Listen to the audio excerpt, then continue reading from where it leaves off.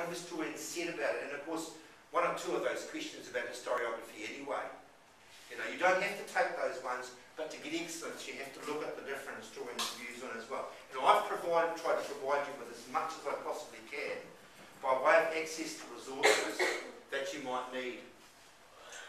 Now, the planning, can I just borrow your sheet? Is this yours? Yeah. The planning, I'm going to show you an example of a plan over here on the screen in a second. You can access this PowerPoint, by the way. I'll put it up on the wiki space. And it's very, very useful because I don't want shonky plans.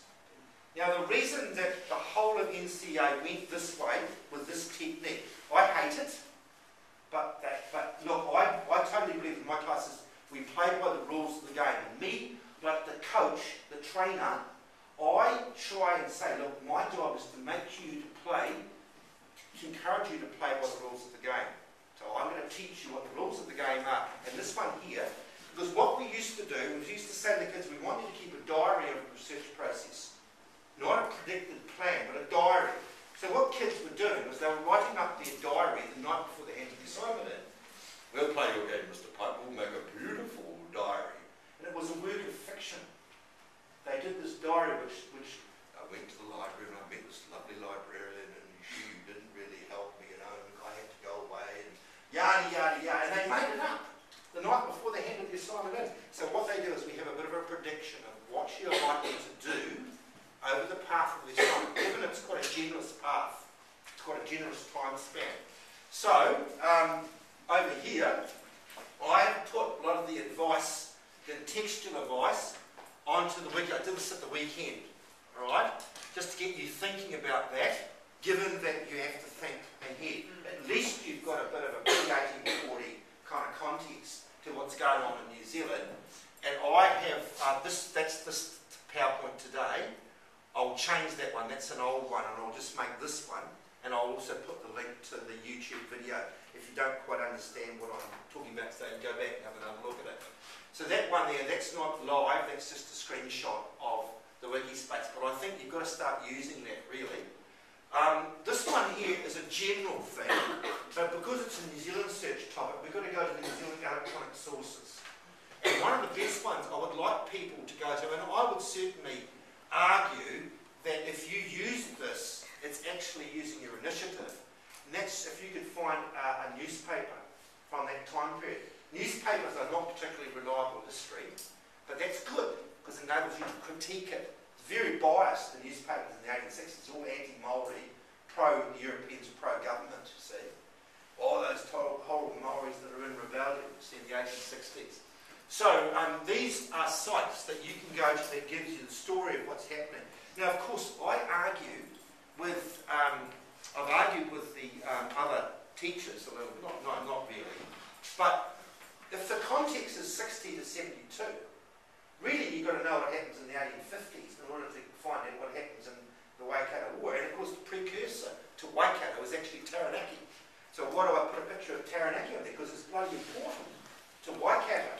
Because the Waikato King movement go down and help out the Taranaki Māori, and part of the reason that they invade the Waikato, part of the reason that George Gray builds Great South Road, sets up the blockhouse in Onehunga, Blockhouse Bay, Howick, as the four areas that are going to help to defend Auckland against attack from Māori, the Waikato Māori. And that's why Blockhouse Bay was even named. And in the New Zealand, the Onehunga one, I was brought up in Onehunga, used to go past the blockhouse every day when I was going to the swimming pool. When I was going to Manukau Intermediate School, I was sort of walking past through Jellicoe Park, which is where the blockhouse still is. So those are just sites that you can go to. Now these ones here, that same theme, that's the 1850s, that's the 1860s. I have put everything that I think is of use to you onto this wiki space. That's what I'm using as my electronic tool, and this has been built up since 2009. So it's got 3 years of me adding to it, you know, and in some cases the kids have added to it as well. So here's what I said, it says Taranaki Wars there as a precursor, a background to the Waikato Wars. Okay, now that is, look, a high merit exemplar of that plan, this one here. high merit, nicely written, and the tick is when they actually did it. The tick's a little bit too neat for me, but I think, so what am I saying to you there? Yeah, I did it retrospectively, yes, right. But in actual fact, this one's better. Kids typed it up, you know, and this is the national moderator, Richard Webb, for history, and he's put a commentary on that, and I've put that onto the PowerPoint. It's also available on NZQA site. Now, not just for history, for every subject, the moderator's reports on the subject-specific resources. So I'm quite happy to share with you what's available there that will help you for your other subjects beyond history. It's not just about history, although for me it's my bias, of course. That's pretty good. Interesting, it's very similar time span. Very similar time span. I think 23rd of April is the date we've got down for you watching your evaluation in class. So this one's straddling the holidays, of course, because you can't not do anything during the holidays with this. So your first job really is to write those focus questions.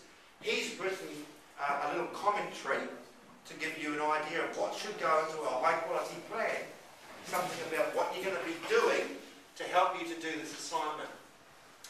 Now I always like you also to make sure that if you go into an electronic source that you put the date accessed in there. The date that you go in. And it was interesting, I was helping out Miss Markham's class last week on Friday, and they went into Wikipedia. And on one side of the room, this kid went into Wikipedia. It was on Crystal Night, Weimar Republic, Nazi Germany. They were doing this investigation. During the course of the lesson, I showed another kid who went into Wikipedia, and the site has changed in 10 minutes. And that's the reason that we have to have the date that you've accessed the site on there, because these sites do change over time. Now, in actual fact, the change was for the better, because I know if you notice on Wikipedia, what it does is says, needs citation. They're asking for somebody has read a phrase on Wikipedia, and someone else has read it and said, that's a bit dodgy. I need to know where that information came from. So it says citation needed, so someone includes that. And what happened in this case, someone provided them with a reference. So this is where I got that information from. And then they included it. So it was real-time stuff. And that's the reason that we like you to have the date that you access the material. Now, that one there, we can talk about that a little bit later on because the bell's about to go. The evaluation we'll talk about before the end of the term. And these are some things that I definitely